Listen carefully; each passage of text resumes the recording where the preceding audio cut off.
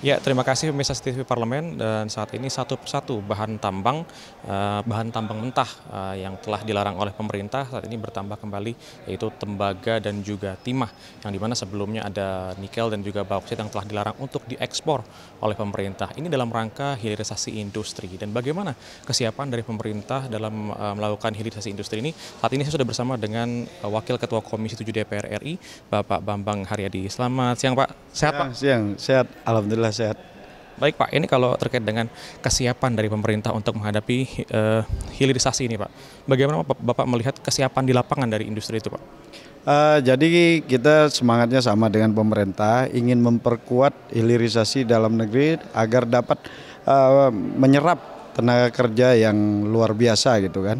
Karena bagaimanapun hilirisasi ini sangat mampu menyerap tenaga kerja di Indonesia yang cukup besar gitu. Nah, untuk terkait larangan pemerintah terkait ekspor timah dan tembaga, kami prinsipnya mendukung karena ini tujuannya adalah kemandirian terhadap energi. Dan namun satu hal yang perlu kita perhatikan adalah terkait kesiapan hilirisasi itu sendiri. Saat ini kami sudah berkoordinasi dengan Kemenperin dan juga Kementerian SDM bagaimana progres pembangunan smelter bahan baku tersebut. Gitu. Untuk ini, Pak, target di tahun 2024 dari hilirisasi ini, pemerintah nantinya menargetkan mempunyai atau memiliki 30 smelter untuk pertambangan timah. Namun saat ini kita lihat baru ada 13 smelter yang telah dibangun oleh pemerintah. Apakah nanti pemerintah yakin, dari Komisi 7 sendiri melihatnya yakin pemerintah dapat merealisasikan target di tahun 2024, Pak? Kita melihatnya bagaimana perkembangan saat ini adalah kita koordinasi juga dengan Kementerian Investasi kan. Karena smelter ini tidak mudah juga, kita harus memberikan kemudahan terhadap para investor agar memiliki komitmen yang jelas untuk membangun smelter di Indonesia. Dan sampai saat ini terkait target yang telah ditetapkan pemerintah 30 smelter, kami melihat baru ada 13, kita akan dalami ke depan. Apakah 13 ini sudah siap, betul-betul siap, dan juga kekurangannya yang 17 kapan itu akan dibangun kan? Yang penting komitmen dulu, Mas, kan? Komitmen terkait penguatan hilirisasi itu. Dan tidak serta-merta juga pemerintah melakukan larangan ketika mereka sudah berkomitmen membangun.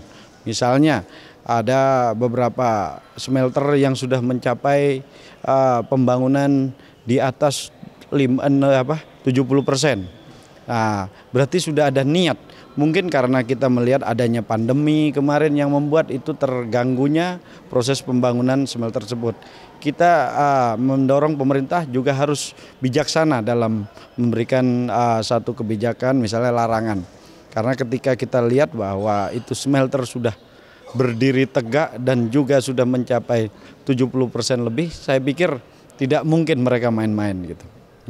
Baik, Pak, ini kan kalau terkait dengan salah satu manfaat dari hilirisasi, Pak, nantinya akan berdampak langsung kepada industri dan juga kepada masyarakat. Sebetulnya selain dampak pendapatan negara yang akan bertambah, apa saja, Pak, dampak positif yang akan didapatkan dari hilirisasi industri ini, Pak?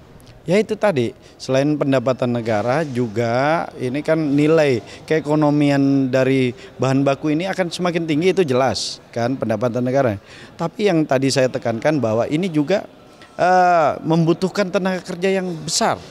Satu smelter bisa puluhan ribu kan tenaga kerja. Ini bisa mengurangi pengangguran di Indonesia.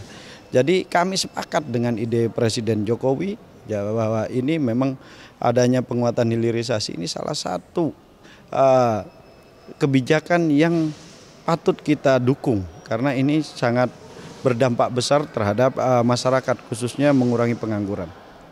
Terima kasih banyak, Pak, atas tanggapannya. Terima kasih. Silakan bertugas kembali, Pak. Ya, terima kasih ya. Pemirsa, barusan adalah bincang-bincang saya dengan salah satu Wakil Ketua Komisi 7 DPR RI, Bapak Bambang Haryadi, yang mana dalam pemaparan tadi beliau menjelaskan Komisi 7 DPR RI mendukung rencana pemerintah untuk melakukan hilirisasi industri, dan di mana ini nanti akan bermanfaat terhadap pendapatan negara dan juga banyak elemen-elemen yang juga dapat meningkatkan dampak positif bagi masyarakat. Pemirsa, saya kembalikan ke studio.